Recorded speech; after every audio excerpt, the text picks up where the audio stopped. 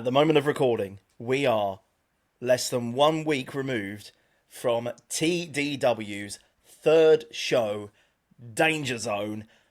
Welcome to Talk with the Dorks. My name is Kurt, and I'm introducing this because I've been looking forward to saying this.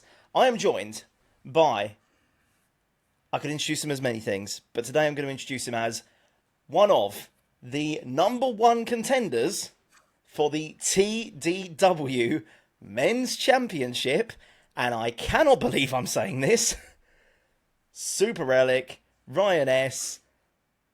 How you doing, mate?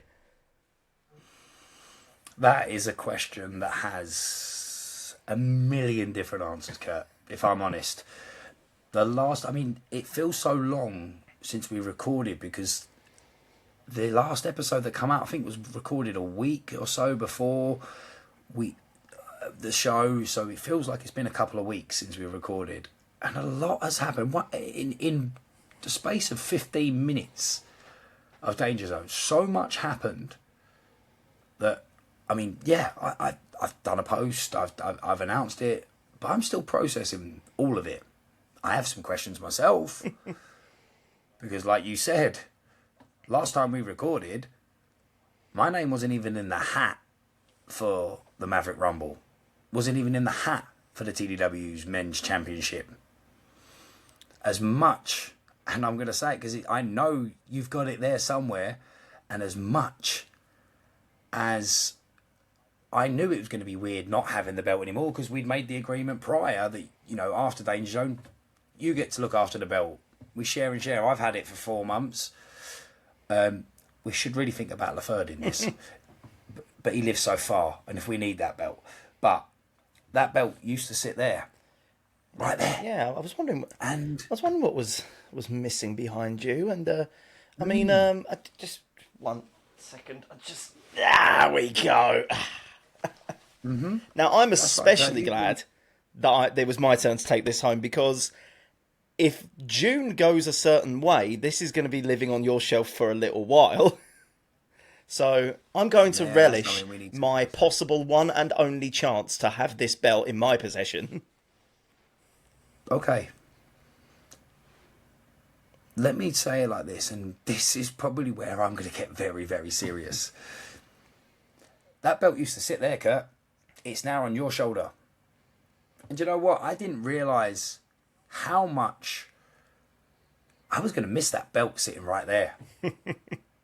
And there is only one way now that comes back to that position right there, or comes back to my belonging. And that's if I win. If I beat Sir Ryan Matthews on June 20th. Because if you haven't seen the results of Danger Zone by this point, yes, the King of the Skies tournament was won by another Ryan, Sir Ryan Matthews, who I'm not going to sit here and say anything bad about, is a phenomenal wrestler. And someone I would have loved, prior to last Saturday, would have loved to say, I'd love to step in the ring with you. Now I get that chance. And I won't lie, I haven't done it for a long time. I've not been competing at the level he's been competing at. Am I nervous? Very. Am I intimidated? Not one bit. Why? Because I know Ryan's going to take me to town. I know I'm going to have the fight of my life, but that is exactly what I want, Kurt. Because if I want that back here, this isn't TDW Chairman Ryan speaking, and we'll cover that in a second. This is Super Relic talking. I want that belt, and I want it there, and I want to own it. I want to be the champion of TDW. That company that a group of me and my friends started has now become something even more because it has something I need, I want, and I don't know if I deserve. We'll find that out on June 20th. Okay, you might have to put it away because I'm distracted, if I'm honest. For now. I'll be honest, I'm going to relish every opportunity to bring this into shot over the course of the next couple of months because, one way or another, I don't get to take this home after June. I'm going to enjoy my few months The with only this. people that do, and you might understand. You'll understand the power, Kurt. Like it feels. You could probably you just put that on your shoulder. And again, I've had it for 4 months. I've taken it to places and showed it to a couple of people and gone, just put it on your shoulder, see how it feels. Because the second it goes on your shoulders go up. Your chest puffs out. You feel like a fucking champion. And I checked that we were over 5 minutes. Right? You feel like a fucking champion. And yeah, I've gone through. It's weird because weird that I went back to training just before Danger Zone, but that was because I wanted to wrestle at June. Of course, I want to wrestle at the show that is themed around my favourite movie. There's so much more feeling to that now, but I went back to training and I started looking through stuff, and I wanted to look at stuff, and I think I found an old picture on Facebook with me and the EWF All Counties Championship, and it said 7-time All Counties champion. I forgot that. It's been so long. I forgot that there was a couple of years where it was back and forth between me and a few guys that belt, and 7 times. The Essex Championship, the one that was at the shows that I put on, was more of a gimmick. It was basically that belt. It was literally that belt. It was an Intercontinental belt with my nameplate on it. And it was just a gimmick for the shows that I was putting on to have a bit of fun. I mean, the definition of a bit of fun as well, but my favourite thing about that is you didn't even cover the logo. Oh, no, straight up didn't. Like, there is a picture in the Basildon Echo of me with that over my shoulder. For anyone who listens to this, for anyone who just listens to this, by the way, firstly, what you're doing, go check out the video version because you're missing so much. But the belt that Ryan is describing is just an Attitude Era WWE Intercontinental Championship with his nameplate on it. But the WWE logo's still in just full show, and that was the Essex Championship. And that was. I mean, let's put it this way, and I'm sorry to bring it back into shot again. I think we've had an upgrade. Oh, yeah. That is definitely an upgrade. Trust me. Again, might have been times where I sat here streaming and stuff, but that was just on my shoulder. And as much as I was doing it to have a bit of fun on the stream and that, it's because of the power it makes it feel. You feel like a champion. I went to SmackDown with that belt. I got attached to it, Kurt. I'm not going to lie. I'm very attached to it. And I didn't realise there was ever going to be a chance. I didn't want to put myself in this position. And that's going to bring me to a point very, very shortly of how I ended up in this situation. But one thing I will say, because I don't want to make this whole wrap-up of Danger Zone about me, I believe, and that's not to knock anything to do with our shows, this was our best show. For so many different Hands reasons. down. I mean, let's put it this way. I take nothing away from our previous shows, but let's not get around the fact that this was our 3rd ever show. And I can safely say we have learned and improved every time. So I thoroughly believe Back in Time was the best show that we had ever done and could do. I thoroughly believe Never Say Die went as beautifully and brilliantly as I could have hoped it to go. But I feel like with every show, we've just leveled up. And Danger Zone, yes, was our best show. 100%. Wait till the next one. Oh, yeah. Because, look, obviously, when you're planning wrestling, you're always planning the next show in the back of your mind. And we put some feelers out there, and people come to us. And there's some names. I mean, I might drop one by the end of the episode because I'm excited about it. There's some names we could drop. Maybe not, because I actually have asked these people to make stuff for us to announce themselves coming down. But that says a lot because you'll want to see them say it because you'll be excited when you see who it is. But every match on that card, I mean, one got very out of hand, but the tournament matches. And it's gutting because I could have seen every one of them 4 in that tournament. I mean, win that. Yeah, I mean, bit of behind the scenes stuff. We got all the footage from Danger Zone. For the last couple of days, I've been sat in the editing suite getting the full show edit together, which will be dropping on our Patreon, hopefully sooner rather than later. Yep, just need to finish the edit, and then we will be getting myself and Dan the Wrestling Geezer back in for commentary. So as soon as we've had a chance to do that, everything's going up on the Patreon. But yeah, I've already gone through the edit for the first two matches, and I was there. Is Dan's bit there? The Unfortunately, not. We should probably talk about this now because unfortunately it had to go on the cutting room floor because of the nature of what it was. So, but you've got it. oh, I've got it. Yeah. Oh, that's a clip we're posting. Like, cut that bit and send it to me. So, Dan the Wrestling Geezer, listen, mate, I know you're going to watch this because I'm going to tell you to watch it. I love you to bits. And honestly, like, so many parts of the TDW thing, Dan has become, since I met him at Danger Zone. I knew his missus prior. Back in time. I met him at Danger Zone. And funny thing is, I don't know if he knows this, he then, not long after, was messaging me, and he'd sent me a podcast he was on. And he said, I have a listen, what do you think? And this is not a knock to the guy that was hosting the podcast, but listening to him, I said, Dan, I was like, mate, I genuinely thought you would have been the host because he was doing more question asking. And I said to him, Geese, you've got a really good voice.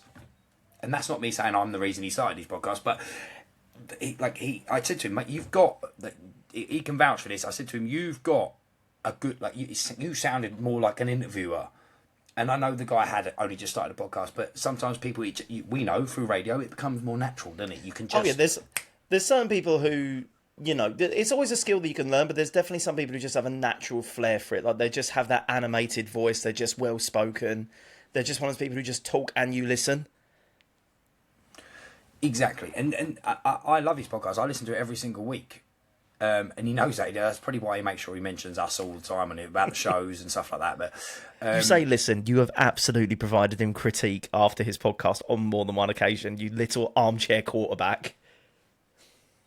Oh, I have, yeah, but like yeah, not only in like in a sense of like your camera or let me show you how to, because like he's still new to this and he's only just gone to the paid version of it because obviously he didn't know if he was going to continue doing it. Start something if he enjoys it, and I said to him, just let me give you some tips on this because we know how good this site is. I mean, look at the things you can do and how easy it is to put a video podcast together because of this site we use. Anyway, back to Dan the Wrestling Geezer. So Dan, obviously we brought him in. He was originally just going to be a one-off special guest referee, but it was like, no, do you know what? It's Dan. Like, I love Dan and he's become a good friend of mine. Let's bring him in and make him official referee. He's learning, get him down and training. Yeah, and he's been pretty keen to dive into that with both feet as well. I mean, he's had multiple conversations with LJ, our head ref. He had conflab with Harry, who you might remember from a few episodes back. You know, well tenured referee from Canada and the States. Like the guy who, like Dan, again, he was so thankful to that. But like Harry is brilliant. For like, I mean, look at the advice that we didn't even need to speak when he was on the podcast because, like, he just the stories he can regale. It is the least amount that either of us have ever spoken on an episode was when Harry was on there because I think we asked one question at the start and then just shut the fuck up for the rest of the episode. Yeah, because he went for it. And like, I mean, how can you not sit there and listen to a guy who's worked with everyone we've ever watched in WWE? He's got so many stories, and Harry's another one of those people who just knows how to tell a story and knows how to talk. And yeah, I forgot that I was interviewing someone on a podcast. I was just sitting there, just like, tell me more. It was that's what I mean. So obviously Harry spoke to Dan, but Dan was really, really nervous, and that conversation with Harry definitely helped. Dan, because Dan would admit he is the sort of person he's new to being very social. He's like quite a guy that keeps himself to himself. That's the way he's always been. But now he's doing all this. He's adjusting to it. So I knew he was going to be nervous. And I sort of the week beforehand, a couple of us were talking. I said, I've got an idea to have a bit of fun. He will want to kill me, but I think it also might just ease him in a little bit. We'll have a bit of a prank on him. Because Dan will tell you. He hates 4 specific wrestlers. Like any wrestling content creator, the man's got opinions. He's got an opinion, and he's really good for like just not only listening to everyone's opinion, but sort of admitting that I'm not going to argue with it because that's your opinion. That's my opinion's this. And he hates Hulk Hogan, Brutus the Barber Beefcake, Sami Zayn, and Jey Uso. So I thought what would be quite funny is if we find a point we can bring Dan out before his first match, and I will find a way to get round the front of each row of the crowd and just tell them, look, our new referee, he's a bit nervous, so we're going to have a bit of fun with him. He hates Jey Uso. Who knows who Jey Uso is? And all the kids. And that's what I loved about the fact that there was so many families this time. All the kids knew what was coming. And then the adults that love it was great. Like, we're all going to yeet. And honestly, that clip, I can't wait to share it. It is so funny. He looked straight at me and he's just like... Genuinely, it's... Oh, I'm going to get... Yeah, it unfortunately had to go on the cutting room floor for the actual full show edit just because, can't use Jey Uso's music. So unfortunately, you don't see it on the full show edit. But yeah, we'll post it. We'll post just that clip on the socials so you can see it in all its glory. It was Max, who also, God love him, a little bit nervous because it was his first show as GM. And although he's been on our shows before and he's had moments, this is his first time having to walk out to the ring, microphone in hand, and just hold court as GM. And then after he'd run down the card, he introduces Dan and brings him out. Dan stands on the stage, gets about 1 foot down the steps before, Uso! And you literally just see that. You literally just see that look of son of a bitch. I did check with Amy's other half. I said to her, like, listen, I've got this plan, but you will know better than anyone. Will he hate me for it, or will he want to kill me but find it funny? She went, he will love it eventually. It's like, but it's going to be fun. I was like, cool, because if you're someone that, you don't, also if someone that is quite a sort of person that's new to that, and you are literally walking out into a crowd of wrestling fans, of course it's nerve-wracking anyway. But if you're also the sort of person that isn't used to doing stuff like that, it's even worse. And I was like, just want to check, as long as you think he will eventually forgive me. But he did say to me straight away when I spoke to him, I think it was interval, whatever, he went to me, mate, you don't understand how much that, I wanted to kill you, but how much that helped my nerves. So I mean, the nerves, that was it. The nerves are real. I've done radio and podcasts for 18 years. I've done live events and community events, this, that, and the other. And I'm a die-hard wrestling fan. And yeah, on Never Say Die, our first ever show, no matter how many times I've been stood in front of a crowd on a stage with a mic in my hand, famously, and I hate the fact that there was no way around this on the show edit, the literal first words out of my mouth as in my first time as an announcer, my voice cracks like the squeaky voice team from The Simpsons. The literal first words out of my mouth are, ladies and gentlemen. Such fun. Yeah. The nerves are real. The nerves are real. So fair play to him. So yeah, I mean, on that side of things, match, like I said, the tournament itself, Richie, even though he did factor into the Rumble a bit later on, that match between Richie and Will, fantastic. What a way to start that show. But also, you could sense straight away Richie done the damage that set up Will to inevitably take the loss to Ryan Matthews. Obviously, again, and then Gary, this is the thing about Ryan. Ryan was so strategic, and that's where I have to think, because Ryan was strategic. With Gary, he played on the not used to being on his own and wore him down. Yeah. He's used to be... Gary is a tag team wrestler. He's been a tag team... He's literally been a tag team partner his entire life. He came out the womb with his tag team partner. And with that in mind, by the way... Gary, credit where it's due. Man was facing an uphill battle being in his first time in singles competition in I can't remember how long. But put in a pretty decent showing one-on-one with Ryan Matthews in that semi-final match. And... yeah, don't get me wrong. Yeah, Ryan absolutely capitalised on the. I'm not going to say inexperience in the ring, but definitely, inexperience when it comes to singles competition with Gary.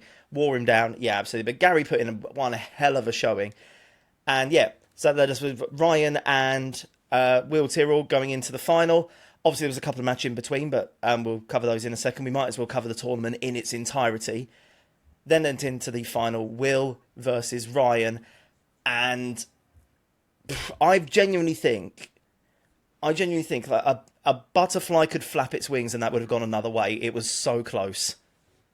Yeah, honestly, the whole thing was, and that's why I'm so glad. It's the four right people were in that tournament. I thought the full 10 people were in the Rumble, but that turns out that went a bit wrong. To be fair, just before we move on, I am going to say this. Obviously, Ryan's now our other number one contender. Ryan won that tournament, and I will say deservedly so. Ryan absolutely deserves to be in that championship match. He put in a hell of a showing in the tournament. He did just as much in our last main event against D'Angelo, going the whole 25 minutes in the British Rules match. Ryan is a championship level contender. I will say this though, Will Tyrrell, I'm going to go on record right now and say, you might not have the opportunity to be our first champion, but I'm calling it now. You will almost definitely be holding that strap sometime in the future because Here's the irony. Yeah. Here's the irony. Last night, me and Jacob streamed the tournament final and the Rumble because I wanted, just more people to be able to see it. We had a good little stream. Will watched it, and me and Jacob said the exact same thing to Will.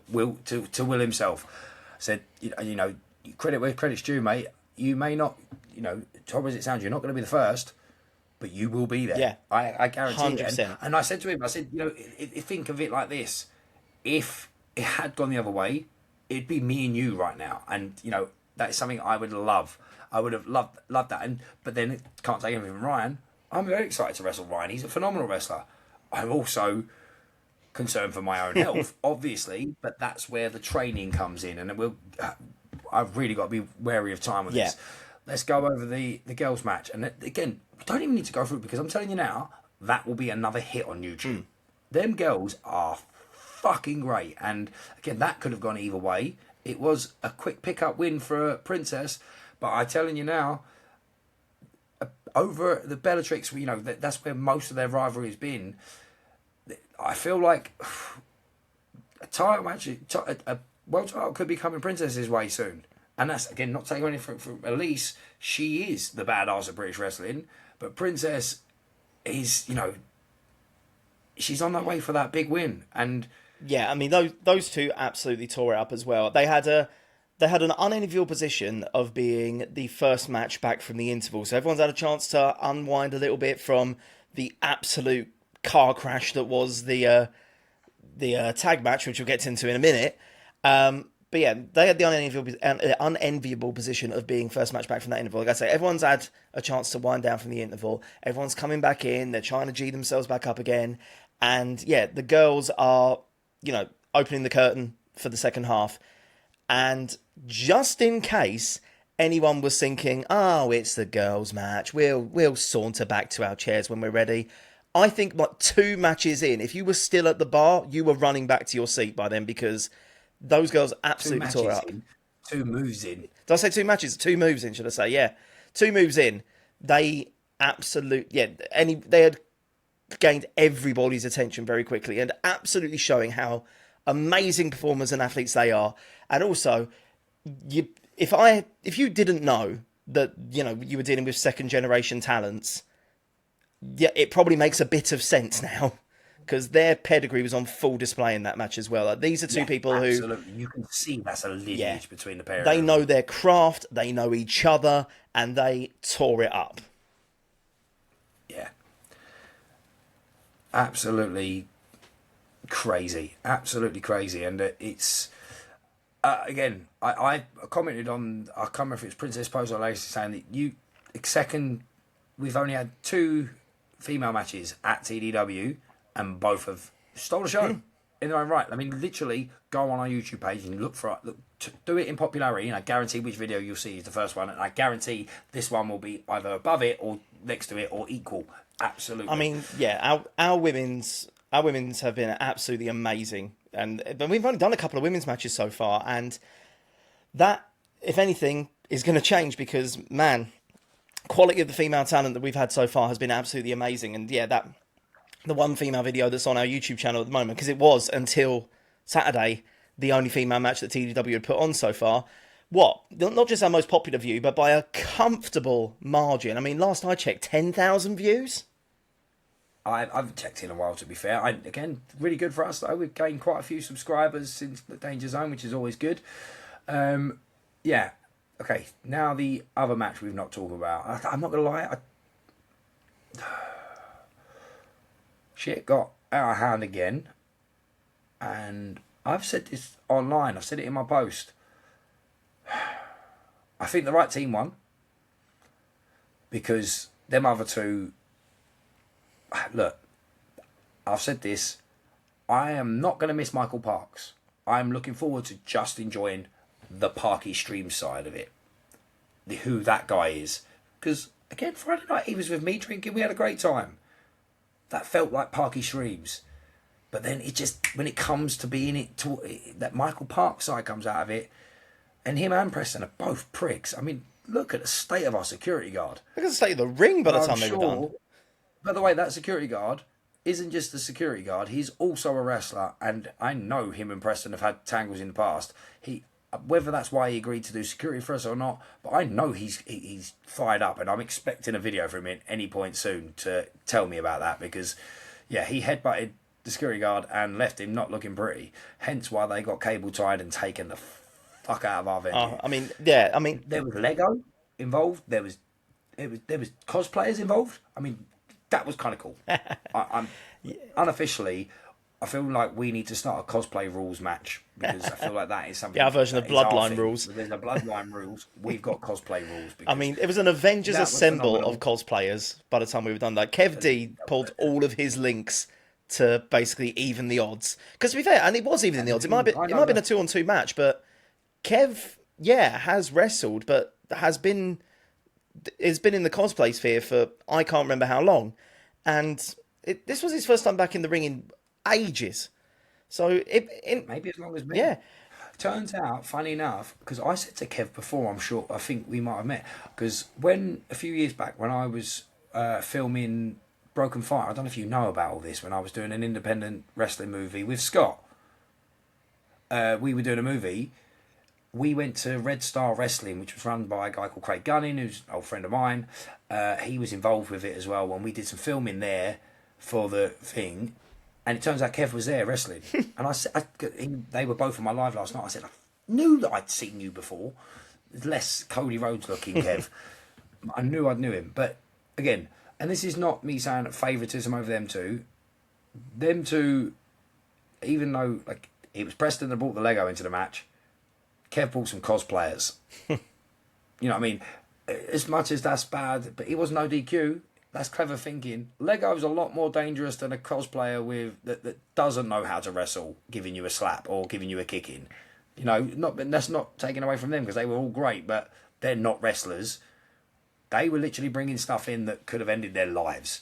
That's what I'm saying there. So, as horrible as it sounds, I am glad we put our foot down with this, and I wish them all the best, future endeavours and all that, but good riddance. And I hope Johnny Royal and Kev D now see this and say, this is it. Whether Kev is fully retired from wrestling, that is a question to be answered, but I know Johnny Royal isn't, and I hope he now takes this company more serious, because he knows he wasn't in the running for this belt. But again, like Will Tyrrell, it could always come round if you now do things I mean, right. to be fair, the main reason Johnny wasn't in the running is because so much had happened with the Kev and the Preston side of things and the Parky side of things and everything with those four. Is honestly, I would have very happily put Johnny in that tournament or that Rumble. I would have done the same with Preston. I would have done the same with Parky because, they are all brilliant talents. And, Preston and Johnny especially have been in championship matches for us already. Would have very happily put them in the tournament. But stuff had blown up so much, they were saying, okay, you're going fucking nowhere until this is resolved. Exactly. And look, should we draw a line on that? Because I am conscious of time. Yeah. We've got Mr. who put me in the match, by the way, decided not to turn up tonight. So that I'm a bit pissed off about. But he's recorded a video or something. I've got it here ready to go for us in a sec. But the Rumble. Yes. I just want to quickly go over the performance of everyone in that Rumble. Everyone that should have won, because it should never. I won by a fucking fluke. It was only that I saw Sullivan coming that I thought duck. And it worked out for me. It wasn't because I out wrestled him in any way. He was whooping my backside. Yeah, it was 50-50. It was 50-50 two things.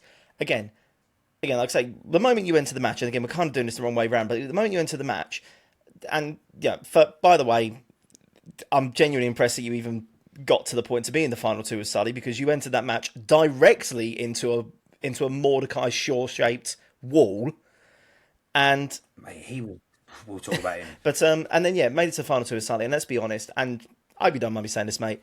He was kicking your ass 9 ways to Sunday. And yeah, I mean, I did get fired up a bit. I managed to get a spine buster on him, and I mean, look, he's a big guy. That's a big guy to get up for a spine buster. I got a spine buster on him. That is my only there. It's been a long time since I've been able to pull stuff like that out and be able to pull it off. That to me is my hope and spark that there is something still here. To be fair, I would say, and I've got 4 months to prepare. Standing at ringside, watching that through my fingers for the most part.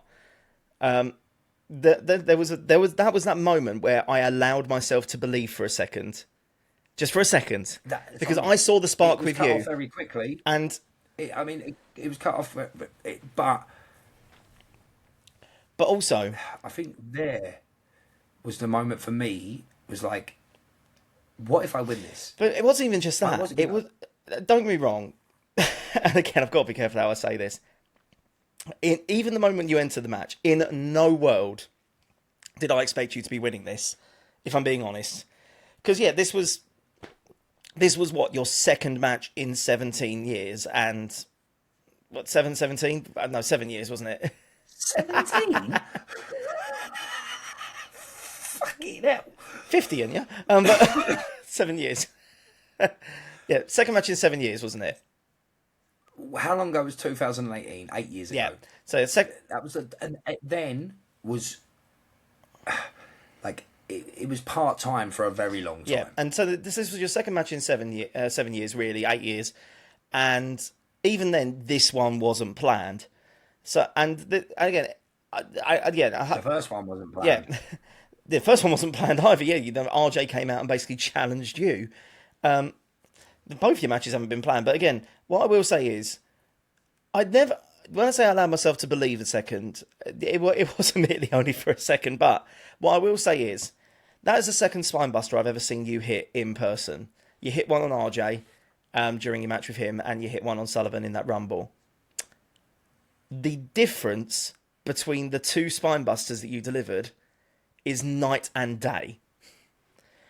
And that's why I saw that the moment I saw you hit that spinebuster, you hit one on RJ, took him down to deliver the people's elbow, but the impact and the lift on the one that you delivered to Sullivan King, that's when I stood there and went, oh shit, he might actually. That's because in that moment when I pushed him away from me and he was coming back at me. That's what I'm saying. That moment there. Again, I think with the PWE title, as much as obviously in that moment I wanted it. Of course, I wanted that belt. There was something different. Like this is there is the first. Everything went in my mind. This is the moment you could be. Yeah. Again, it got cut off, and man, that Samoan drop he did to me hurt like hell. I mean, it was almost a modified Death Valley driver. Like, you landed basically all head and shoulders. Yeah, it was not what I was hoping it was going to be. It felt like a Samoan drop. Again, I need to watch it back. The position I was in, but again, I was pretty dazed up at that point. But obviously I went. But anyway, enough of that. Because let's take it to the moment that got you here. Because again, we want to give props where it's due to everyone in that Rumble. Because again, it could have gone multiple different ways, multiple different times. Mr. Dexter opened it up with RJ. I mean, again, they've seen each other in a TDW ring before, so that was again the entertainment side of it. And this is what annoys me about Dexter and his attitude. He's so entertaining. He's a very good wrestler. I've seen two sides of him, and he's so good. RJ is RJ. RJ was. I'm not gonna lie. I think deep down, RJ. I mean, I might have even said this. RJ was probably my odds-on favourite. I think it was many people's odds-on favourite. Jacob was convinced it was going to be RJ. Even after his stepdad went in the ring, he was still convinced it was going to be RJ. Even after RJ went out, I think he was still thinking somehow he's going to win this. Like, even though he's eliminated, somehow RJ's still got to win. RJ did make it to the final three, and even then, only went out as a result of Richie sneaking down to the ring and evening the odds to help his partner get RJ out. So again, I reckon in a different world, we could be saying that RJ versus Ryan, and it very easily could have happened. And RJ, I think, especially was hungry because he's defended the PWE title in our ring on a couple of occasions, one against yourself. And And he just lost that belt at the PDW, week before. at PWE's return show, special anniversary show, he put the title on the line, and after a very well decorated reign, dropped the belt on that show. So he was coming into this match hungry, wanting to get some gold back around his waist quick. Exactly. And then, hang on, who came in third? Ian? Ian was number 3, yeah. Again, this is the bit, I mean, I'm going to get to it. Like, Ian getting in that ring, big guy. I think, who was in between? Kid Rock, we'll come back to him, but when Ian and David came through together, and they came face to face, I genuinely thought the ring was going to be moving from side to side of the venue, because the crowd were chanting for it, and those two absolutely delivered. Big, meaty men slapping meat. Right, okay. Exactly. And that was a lot. There's some big guys in there. I mean, even old school Paul held his own against David, yeah. And then David took advantage of him in the end, but old school Paul came out to a thunderous applause, and first time back since show 1. old school Paul. Exactly. Great to see him back in there. Kid Rock debut. Loved the kid. Absolutely amazing. He the crowd got behind him. I love his music. His haluva kick, his version of a haluva kick, pretty cool. Yeah. By the way, that came out of nowhere. Yeah. Who took that? I'm trying to think now. Blimey. I haven't watched all the Rumble back since then. I was so in the moment, and I'm going to get to it probably tomorrow when I'm doing the show edit. Yeah. I'm trying to think who took that, but again. Yeah. I definitely want him. 100%. 100%. Yeah. We're going to have to go over this in a sec about what I've said on the video, but. So there we had Kid Rock come out for number 4. David was number 5. And by the way, I want to give props where it's due to David, because David put in an amazing showing. And yes. And also two things I want to give David a special props for. Number one, the reaction when, as if there was ever any doubt. Well, I think there was a little bit of doubt in the mind of Mr. Dexter, who, thought that his best friend had come back to save him. Very short-lived. David, I think, had absolutely zero intentions of rekindling that relationship. And when he dumped Dexter out, one of the pops of the night. But my pop of the night goes to something that I did not see happening. David is the slam king. And, he can pick up and throw around near enough anyone. I did not think he would be able to slam Ian Frost as easily as he did. Oh, my God. That was Again, Ian's a big guy. Low centre of gravity. Like the man knows how to throw his weight around with the best. More than David. Yeah. And I'm not gonna lie, because last time we see him, David. I mean, I suppose it was a different side. That was David Blackadder then. This is David Vara. The fans were a big fan of him back then. They liked him. Mm. And that was something I definitely wasn't expecting. I didn't thought he was going to get booed, but they seemed to like you said, especially when he dumped out Dexter. There's one universal way to get cheered. He was not happy about that. He had a go at me and Max about that. But what was you expecting? Yeah. Like, your tag team broke up. It's not going to be fun. And then, of course, we had Old School Paul. And again, I want to give credit where it's due to Old School Paul. The very first time that we saw him, and the last time that we saw him in TDW, was his first live audience match. He had a few training matches. This was his first time in front of a live audience when he was in the main event of our first show as part of the Pom Bros with AJ Slambino. He comes back now for show 3 with an entire year worth of live audience experience under his belt, and that difference showed. Exactly. Right. Next up was Flying Scotsman Stephen, who, if anything, trying to redeem the loss of Gary in the tournament, having one Scotsman go through, and again, his first time being singles in a while, whilst having to compete against 9 other guys, and he put in a very good showing despite all of that as well. That was number 7. Number 8. Sullivan King. Obviously, we've covered Sullivan King, of course, Mordecai Shaw. That guy is an absolute monster, and he proved that because the entire ring stopped when he stepped out. He stopped when he stepped out as well. I mean, this is the bit I don't get. Why didn't he get in the ring? Like he was hovering. We were telling him we were trying to tell him to get in the ring, but he just hovered. Just stood on just stood on the stage, aura farming. But I feel like there might be some. I feel like there's some history between him and the man that should have been number 10, Caro. Which I can't even tell you what my thoughts are on him. He did not make it to the ring. The poor lad, who's he's a skinny lad. He reminded me of me when I was his age. I was that kind of skinny. He's a skinny lad, but obviously got fire in him. He got wiped out before he even got to the ring.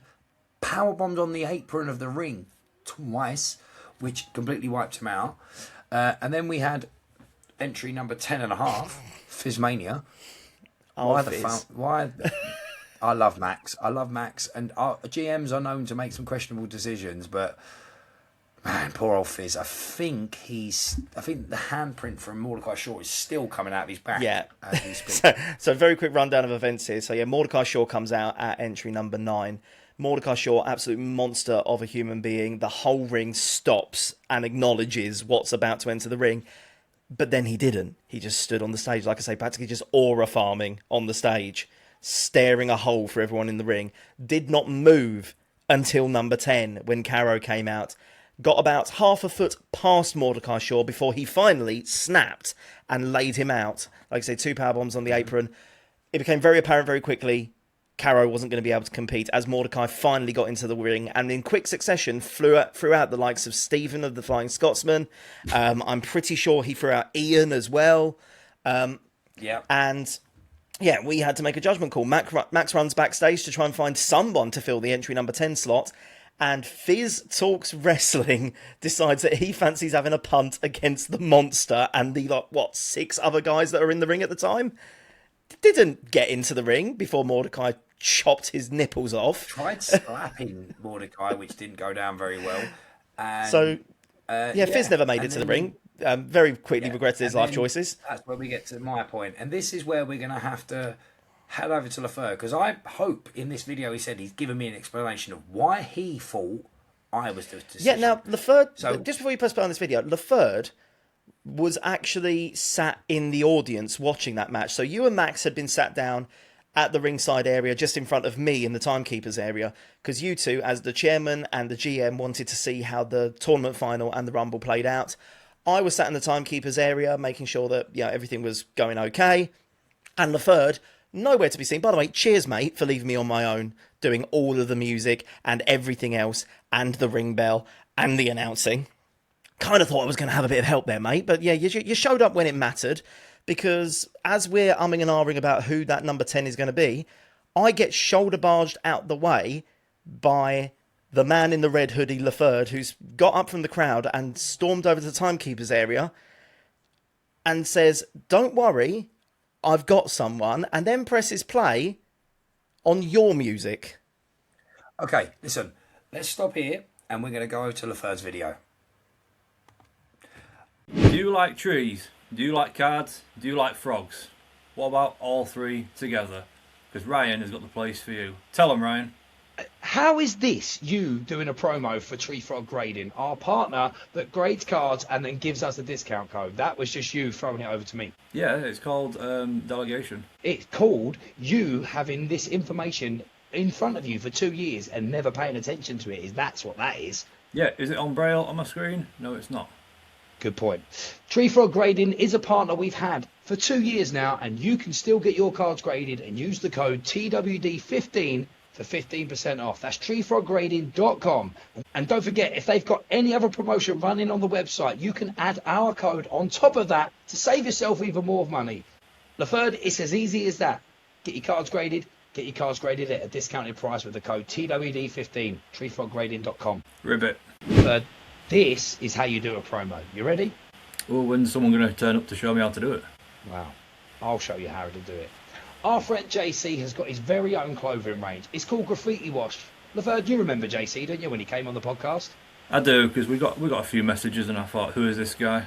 Yeah, well, JC came on the podcast and he told us all about his clothing range, Graffiti WASHED. And with us, you can get 30% off by using the code TalksWithDorks30. Go check out his clothing range. It's fun, it's funky. Some people call it controversial. As long as you're talking about it, as long as you're buying it, and as long as you're wearing it. Graffiti WASHED, Talks with Dorks 30 for 30% off. See? Easy as that, mate. Speaking of controversial, it means you might be able to get some of your own clothes instead of wearing everyone else's. Fair point. Who's watched back any of our TDW shows recently? Watched them back. I've done nothing but. I'm the guy editing all of them. No, where would we find it? YouTube or? Oh, Third, again, mate, like, you're part of this podcast. How do you not know that we have a Patreon page? You've got content on there that you made. Yeah, but I didn't know what I was doing. I couldn't see what I was doing. It always goes back to the site. Kurt, you're quite good with this. Why don't you give Laferde the little rundown on how, where, and what is available on offer for him to get our Patreon page? Kurt, do it in your announcer voice. it is easy to find, even if you're visually challenged. And yes, I will do it in the announcer voice. Get in. Ladies and gentlemen, did you know that Talks with Dorks has its own Patreon page where you can find exclusive content recorded by our very own man who doesn't have a single clue what he's doing, the one and only Laferde. You can also see all of TDW's full wrestling events in all of their glory as they happen live, with exclusive match commentary and behind the scenes and backstage interviews as well, plus a whole heap more besides. That is all available on the Talks with Dorks Patreon, patreon.com/TalkDorkPodcast. See, Laferde, if you could, like, you've been around for 2 years and you still can't make an effort like that at all. Well, if I was a goose, I'd have bumps right now. Just hearing Kurt with that announcer voice is just worth pissing you off every week. Really? And did you know, Laferde, that you don't even have to pay for the first month? We have got a link that will be down below that you can get the first month free. It means at the bottom of the video, not Australia. What did I say? Down below. That's down under. Not up here, it's not. Fair enough. Please subscribe, we need the money. Find us at patreon.com/TalkDorkPodcast. 1 month free if you click the link below. Well, now you've heard from our sponsors, we'll get into the bit where Laferde, hopefully, is going to explain exactly. Well, I mean, Jacob's now here as well, because you'd want to know why Laferde thought it was a good idea to put me in the Rumble, right? Yeah. Because you was just as shocked as I am. Yeah. I was. I was doing this. You're in, because I didn't expect that. What, you were telling me to get in? Yeah, you were, weren't you? You trying to get me in, and I didn't know what was going to happen. And like I said, we had this great moment afterwards where you were there for me when somehow I won by fluke. Yeah. Exactly. Right. Let's find out what Laferde's got to say then. Yep. Let me just check this is working. What's up, boys? By now you already know that I'm no longer able to make tonight's episode, which I'm sorry about. But if you think you're going to record the first episode after Danger Zone without the input of the most important person of the board, you guys are crazy. I'll make this as quick as possible so it doesn't take up too much of the episode itself. I know it's going to annoy Ryan that I've ruined his plan and his layout of what we were going to do, but I don't care. And I also know there's an important fact that he wants to discuss, but I'm going to leave that right until the end of my recording, just to be annoying. Thanks, Laferde. So, with that being said, let's go straight into it. Danger Zone last weekend, February 28th, I'm going to say was our best show to date. Yeah. I'd agree. We get a lot of time behind the scenes, so I didn't see most of what was what. However, from what I can tell you from behind the scenes, guys, there's a little peel back of the curtain here. It ran smoother than it ever has run. But I didn't get any. What is this fucking pigeon doing behind us? I didn't get as much of the ring walk footage as I wanted to. However, we got a lot more footage of backstage promo with the wrestlers, which is great. And considering the fact that we had a lot of tense rivalries and a lot of grudges going into this event, everything ran smooth backstage. There was no extra security risk that I thought there would have been, and everything seemed to run fine. But that being said, second half of the show, I decided to be ringside. Head of talent relations obviously needs to see the talent at some point performing. So I saw Leia Release and Princess's match. I saw the final of the King of Skies tournament, and I also saw the Maverick Rumble. So to do things in order, the Leia Release Princess match, you could tell there was definitely a rivalry going into that, and it was an entertaining match. I think the crowd was pretty one-sided. I mean, everyone was on Princess's side, which is expected. And then when she got the win, obviously that worked out as well. But in terms of entertainment and actual product, there was some good quality there. So that was good to see as well, because obviously we want to retain these guys and keep them going forward, fans and wrestlers. I did think that there was potentially that isn't the end of the story between them two, and I know the wrestle between other companies and whatnot, but I feel like even for us, that's potentially not the last we will see of them to at least have something to say about each other. Like, it might be the last in-ring thing we get, but you never know. I feel like there's more to that story yet. The King of the Skies tournament, again, like, I'm going to sound so biased here being head of talent relations, but I actually thought Will Turrell was going to win that. But that guy's got such a vibe about him and such energy, and this is going to cause you guys a little editing problem here now, but I watched Deadpool 2 last night, and Will Turrell looks like the kid from Deadpool 2. Kurt Ryan, get a little edit, put his face up next to each other. Great stuff. Everybody can see it.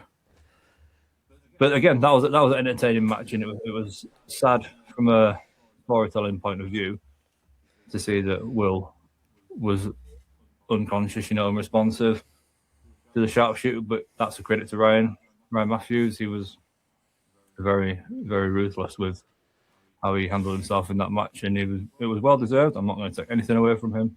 He's an absolute talent, and there was no.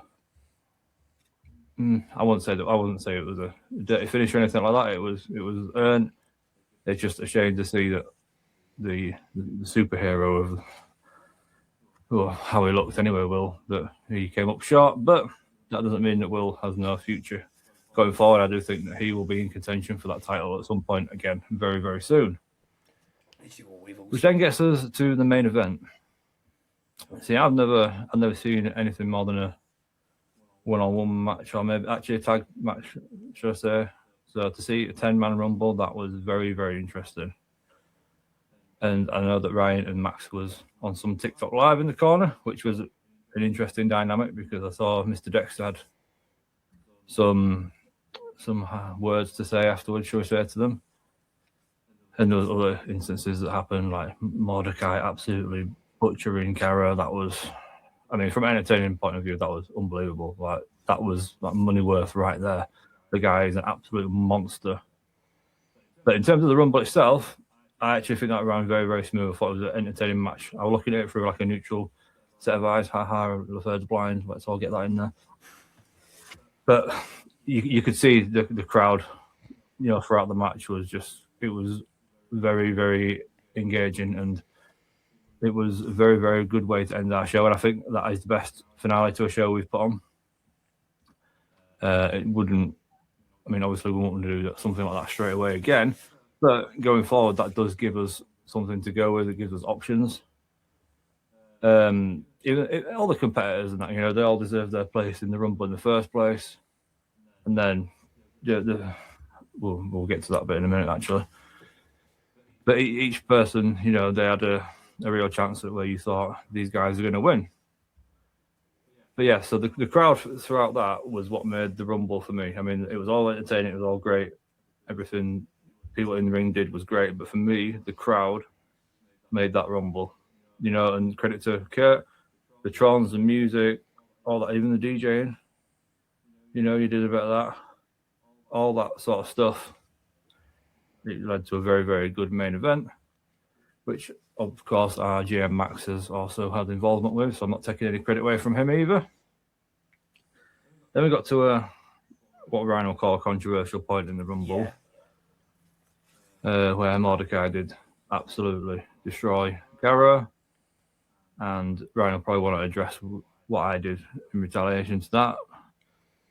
So if anyone that's listening doesn't know, or know what happened, the results, or wasn't there or anything, Mordecai did take his time to get into the ring, to the point where he was nearly entering the ring, and the next competitor came out, which was Caro. Well, I'm pretty sure Mordecai powerbombed the guy twice into the side of the ring, and he just mutilated him on the ramp, stage, whatever you want to call it, just in front of the curtain, to the point where Carol could no longer compete. Luckily, or unluckily for Mordecai, depending on what comes of this, GM and then Chairman Ryan was right next to it, so that they witnessed the whole thing. And obviously, you can't have a 10-man rumble with only 9 men competing. So they called for another competitor to come out. Max did his thing, did his job, fair play to him. He got Fizz. I mean, that's questionable, but he got Fizz to come out.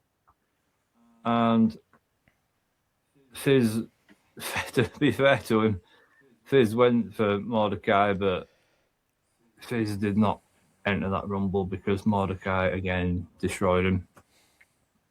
I mean, I don't blame him. Like, I wouldn't want to be on the bad side of Mordecai, but that's just what happened. So we tried having 2 number 10 entrants to that rumble, and it didn't plan out. So Ryan wanted another competitor, and I don't care what Ryan's going to say about this part, because, you know, being a board member, I have a certain responsibility as well to make sure entertainment is put on and matches are carried out to the fullest of their potential. I went to the DJ booth and I removed Kurt from there for a little bit just so I could play some music. The music that I played was none other than Super Relic Ryan, who, to be fair to him, did not look like he wanted to go in that ring. You could see in his face he was fuming with my decision to play his music. But I still believe it was the right decision to do. We needed a competitor. We had a competitor literally stood right there who could enter that ring and compete in the Rumble, and I think it was justified as a reaction from me. And not only that, the crowd was chanting Relic. Like the crowd wanted it just as much as I thought it was a good idea. So I think it played out right. I'm sorry, Ryan, if you disagree with that, but I actually don't care either. It's done now, isn't it? However, what I will say about that is, though, I did not expect him to win. So that's fair play to Ryan. He got thrown in there last minute, and he wasn't expecting to be there, and never mind expecting to win. He was up against some of like the best of the best, not only that we have, that other people have as well. And you know, he did get a fluky win, but the win is a win, isn't it? Like that's what it comes down to. So I think that even justifies my decision to throw him in there even more.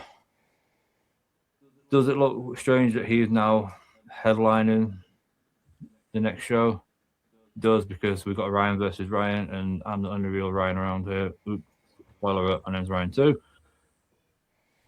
Do I think you can take Ryan Matthews? No offense, Ryan.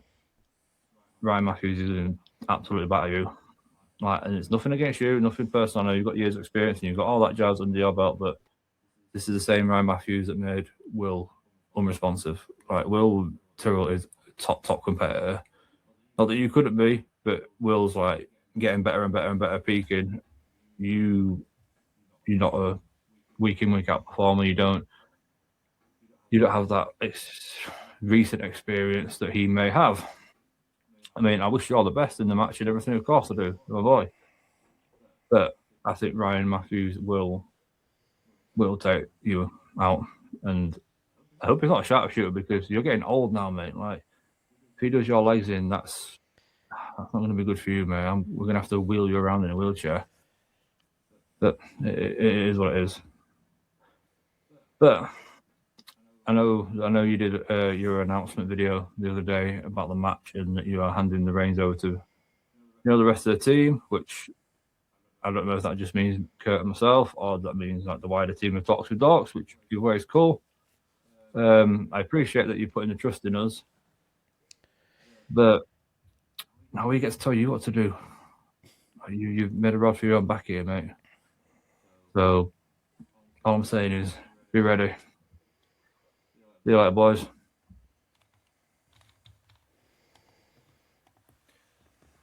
Okay, a little bit to unpack there, isn't there? Kurt, before I get into my bits. I mean, I get it. I mean, one thing I will say is, let's put it this way, after the best that Max could find was, and I love you, but Fizz, Fizz, I genuinely do love you, but I'm genuinely impressed that you even, when Max came to you, that you even went, yeah, I'll do it. After Fizz was the only option that Max could find, and then Fizz got laid out, it became blindingly apparent that we didn't have a number 10. And I wasn't sure if there was, because there was some other wrestlers in attendance at the show. I didn't know if anyone had, again, I don't understand the whole thing that Mordecai did. Was this a plan? Was it like, did he? So to me, it was like I'm bold of you to assume that somebody was just going to be back there, had thrown on their gear, and was ready to go. I mean, but you said that they have a plan. Bold of you to assume that Mordecai Shaw has a plan for anything that he does. I don't. Yeah, I mean, I was going to say I haven't come face to face with the guy. I came face to face with his clothesline, and then him eating my head. Trying to, I don't know. It just might still be teeth mark up there, Jacob. What do you think? I mean, if you still had a hairline, it would have receded a bit more. Speaking of hairlines, by the way, there was something I noticed in that video of Laferde. Laferde, listen, right? I would stop with the ball jokes because you might as well just start shaving your head, mate. Because you're all right. But Laferde, trust me. Me and Jacob holding down the fort here. You've kind of got the it's not Motorola in Spain when you used to go on holiday. What was the network you used to get that was them? Was it Motonovo or something? Oh God! It's the big green M. That's all I know. His hairline started to look like the big green M from that phone company. I'm gonna find it. Movie Star. It was Movie Star. That's what it was called. Anyway. Yeah, I mean, what's that? I can understand Laferde's logic at that point. Like I say, yeah, we had a couple of other wrestlers in attendance. Clearly, no one else had either brought their gear with them, rookie mistake, or fancied stepping into the ring with Mordecai Shaw. Sullivan King.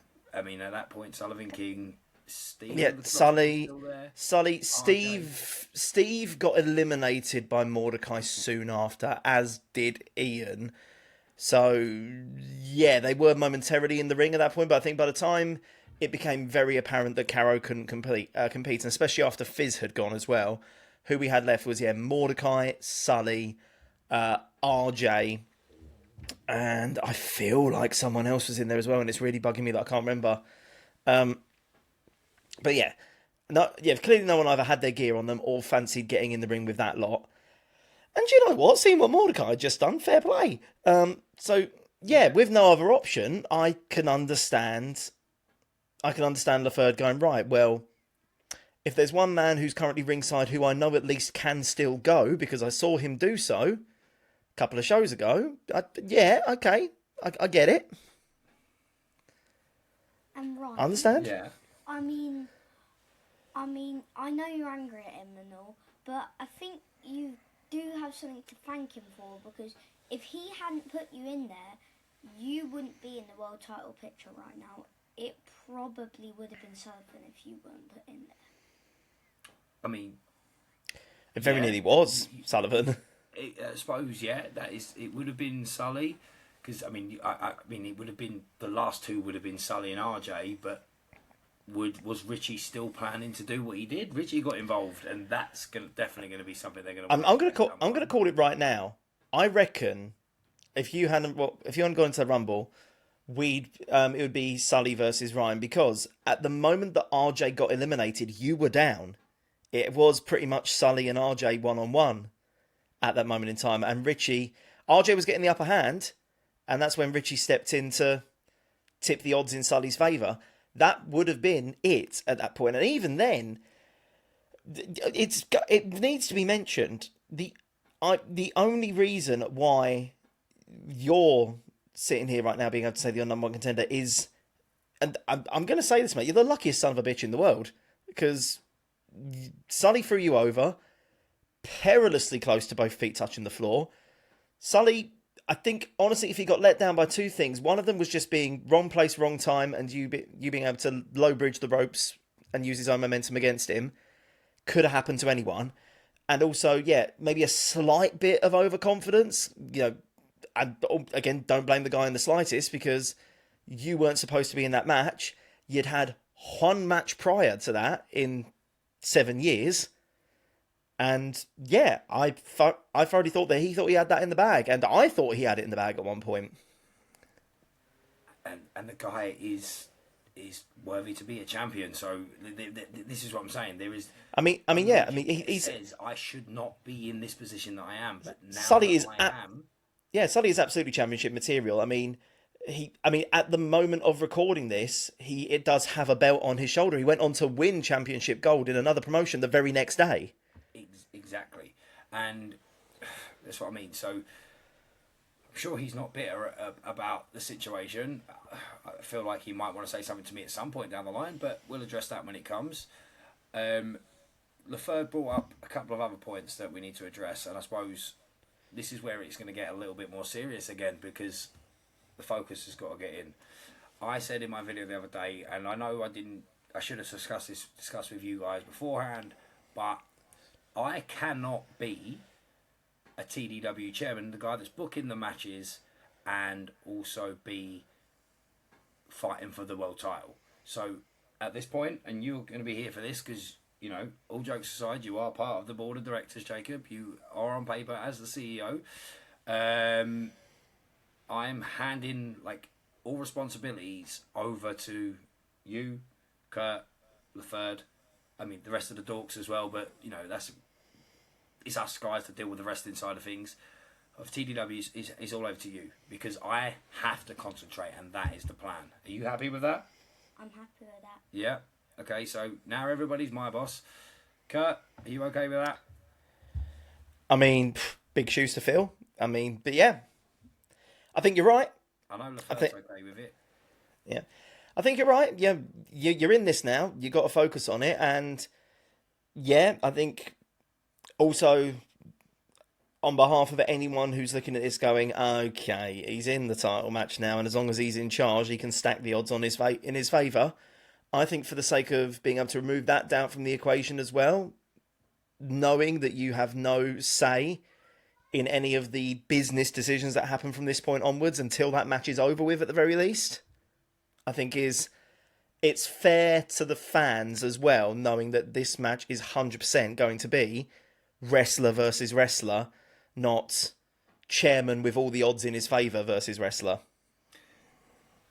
Yes, and I couldn't agree more, because again, I want if I win this, if I take that belt, and Jacob, you weren't here when I addressed this earlier, but you know, where's that belt been for the last few months? Right there, hasn't it? Yep, right back there. Right back there. It's been with us to places. He's going to keep doing this, but all he's doing is fueling the fire. Because I don't know about you, I miss that belt, do you? Me too. But the only way that belt is going to come back to this house, Jacob, Is if you win it. now, I'm going to tell you this now. You can keep rubbing that belt, Kurt, because all you're doing is fueling the fire that I haven't had for a long time. Well, here's the thing, mate. I'm trying to fire you up at this point. Now that I'm talking to Relic and not Chairman Ryan, I'm doing exactly what I think is a good business decision here, because I want to have the best main event in the summer possible. And if this gets you hot, seeing this over here and not on your shelf... Get me hot, okay? And Jacob, I'm really sorry if you see a side of me now you're not a fan of, because I will never take anything away from the man I'm about to face. I know this is not going to be an easy task. This is 100% harder on my part than it will be on his, because he is active. He is on the up. I'm on my way out. This is it. This is the last opportunity for me. I will turn 40 just before this show. A month and 10 days before this show, I will turn 40. This is my last time to have an opportunity like that. And yes, I'm only fortunate because no other company out there knows who I am or cares who I am. They never did. I was always that guy. I was Ashley Reed's mate. I was Relic. Oh, yeah, this guy. That belt, I miss it. I need it. I need this shoulder to be covered in that belt, but the feeling will be different because I felt it, and I said this earlier. Just having that belt on your shoulder, you feel like a champion. Having any wrestling belt on your shoulder feels like a champion. Knowing you've earned it is a different situation, and that's how it comes back to me, is I have to earn it. And I will give Ryan 110%. If he wins, and there's every chance he's going to beat me, the better man won, and that is it. There is going to be nothing else. I will give you 110%, Ryan, but I want the same. Don't go easy on me. Give me everything. I've said this. I will tell you there is so much on the line for me, and there is a lot on the line for you. You will be the first TDW champion I could be. There is Ryan versus Ryan. I've said this on my video online. It is a dork versus dork. You're just as dorky as me. We've not just got the same name. We are very similar. The main difference is the age and the activeness. There is sharpshooter versus sharpshooter. I love giving a sharpshooter. Most of my arsenal in wrestling comes from my favourite wrestler. That is obvious because I love giving a rock bottom. I love giving a people's elbow. I love giving a sharpshooter. But I will work on that sharpshooter because I've been training. I started training before Danger Zone because I knew I wanted to wrestle at Slam by Me. Didn't realise I wanted to wrestle for that belt, and I'm going to take it.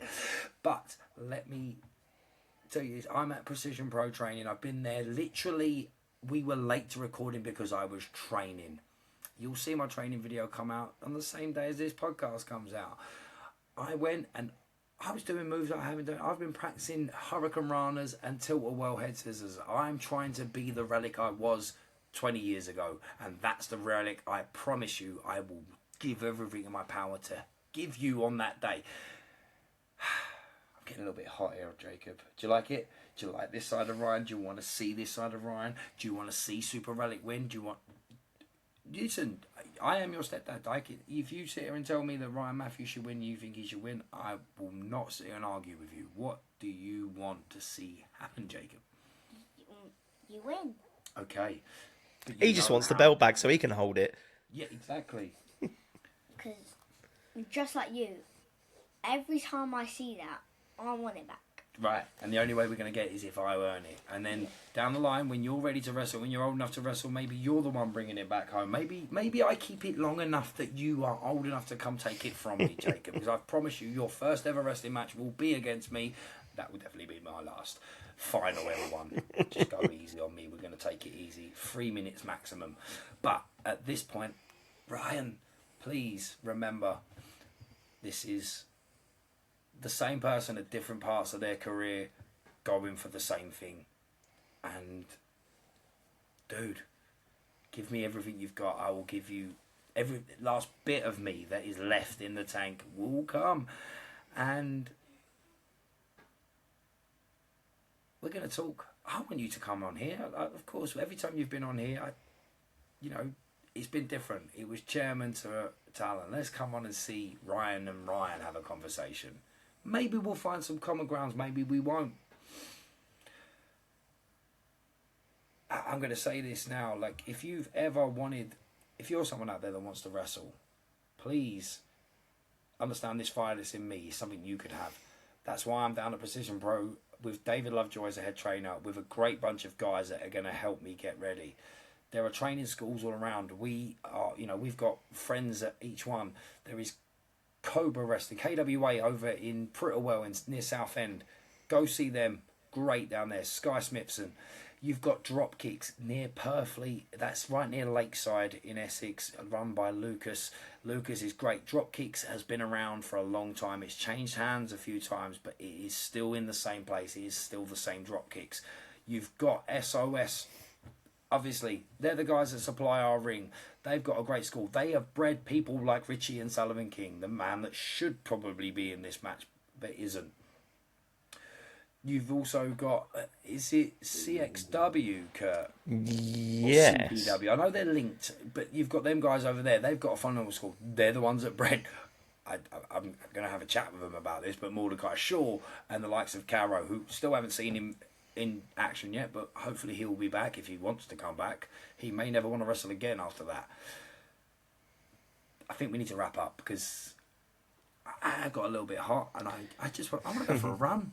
I want to go punch a few punching bags. I want to go smack your big brother in the face, because I know he'll come for a fight with me. He does MMA, Brad, and he's taller than me, so I'm going to get Brad to help me get in shape as well. So, TDW Danger Zone is officially in the history books. The full show will be available on our Patreon sooner rather than later. And also, keep tabs on us on the TDW official YouTube channel as well, where you'll see some clips from the show. And also, something that is going to make an appearance on the TDW channel in about a month or so's time to celebrate the 1 year anniversary of TDW. Everything that you've not seen of Never Say Die just yet, our first ever show, is going to end up on that channel as well, as a little bit of a thank you for all the support that you've given us so far. However, our next show in June, 20th of June 2026, is TDW Slam by Me, where among other things still to be announced, and there's a lot of stuff still to be announced, it is Ryan versus Ryan, Relic versus Sir Ryan Matthews for the TDW Men's Championship. Bring it home, Jacob. We'll see you later.